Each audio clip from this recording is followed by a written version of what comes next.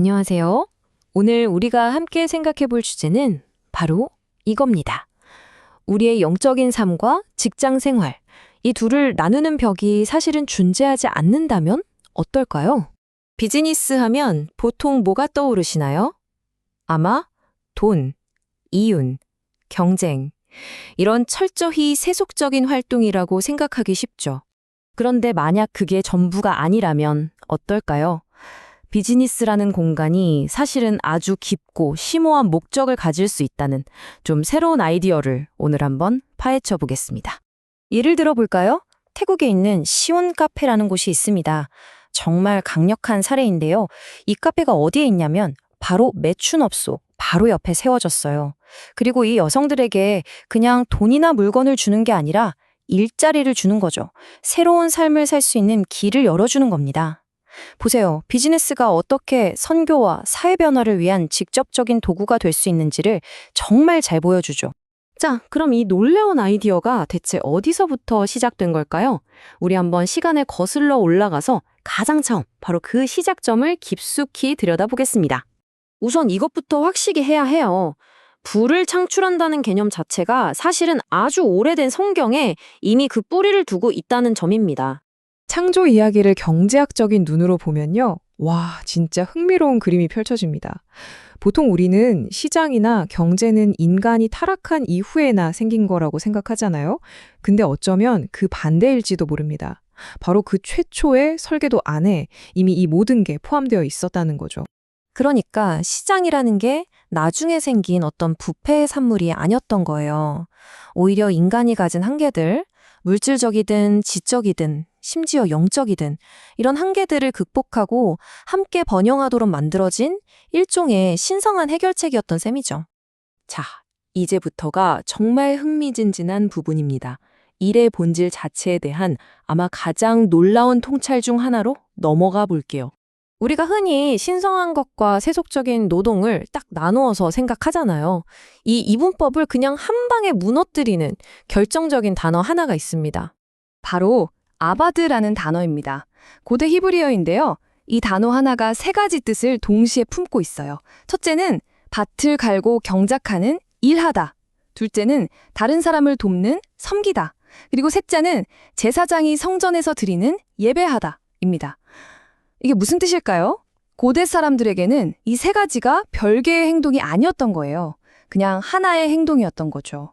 우리가 매일 하는 일이 곧 섬김이고 또 예배와 직접적으로 연결될 수 있다는 정말 놀라운 통찰 아닙니까? 결국 이게 시사하는 바는 정말 심오합니다. 하나님이 애초에 이를 어떤 벌이나 저주로 설계하신 게 아니라는 거죠. 오히려 인간 존재의 가장 핵심적인 부분, 그 자체가 하나의 예배 행위가 되도록 만드셨다는 뜻입니다. 좋아요. 그럼 우리의 일이 예배라면 그 일을 통해 번 돈은 어떻게 다뤄야 할까요? 이 질문에 대한 답을 찾기 위해 역사 속으로 한번 들어가 보겠습니다. 아주 실용적인 모델이 있거든요. 때는 18세기 산업혁명 시대, 막 부가 폭발적으로 늘어나던 시기였어요. 이때 감리교를 창시한 존 웨슬리가 아주 혁신적인 관점을 제시합니다. 당시에는 돈 버는 걸 좀 죄악시하는 분위기가 있었는데 그는 정반대의 이야기를 했죠. 신앙에 기반해서 부를 만들고 사용하는 법에 대한 아주 간단하지만 강력한 세 가지 원칙을 내놓은 겁니다. 자, 웨슬리의 세 번째 원칙. 할 수 있는 한 많이 주라. 여기서 우리는 한 걸음 더 깊이 들어가 봐야 합니다. 그냥 주는 걸로 끝나는 게 아니라 어떻게 주는 게 가장 효과적이고 지혜로운 방법일까? 바로 이 질문이 나눔의 원칙을 나눔의 전략으로 바꾸는 핵심 열쇠가 됩니다. 여기 두 가지 모델이 있습니다. 한번 비교해 볼까요? 한쪽은 전통적인 자선 모델, 다른 한쪽은 비즈니스를 만드는 모델입니다. 한쪽이 일시적인 해결책을 준다면 다른 쪽은 지속 가능한 일자리를 만들죠. 한쪽이 의존성을 낳을 수 있다면 다른 쪽은 존엄성과 삶의 목적을 키워줍니다. 가난의 증상만 다루느냐 아니면 그 뿌리를 뽑아내느냐의 차이인 겁니다. 그리고 이 두 모델의 차이가 얼마나 큰지는 이 숫자 하나로 그냥 설명이 끝납니다. 7억 명.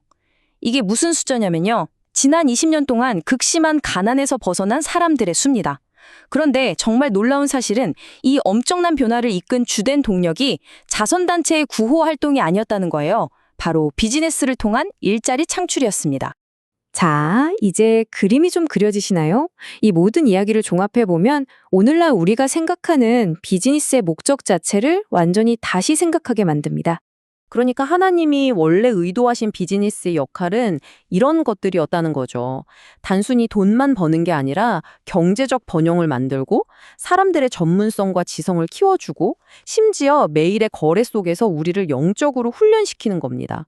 그리고 우리가 하는 일을 통해 탁월함과 창의성을 보여줌으로써 하나님의 영광을 드러내고 가난한 사람들에게는 이게 바로 좋은 소식이다라는 살아있는 증거가 되는 거죠. 오늘 우리가 함께 살펴본 이 모든 내용의 핵심 메시지를 딱 한 문장으로 요약하자면 바로 이겁니다. 마지막으로 여러분께 이 질문을 한번 던져보고 싶습니다.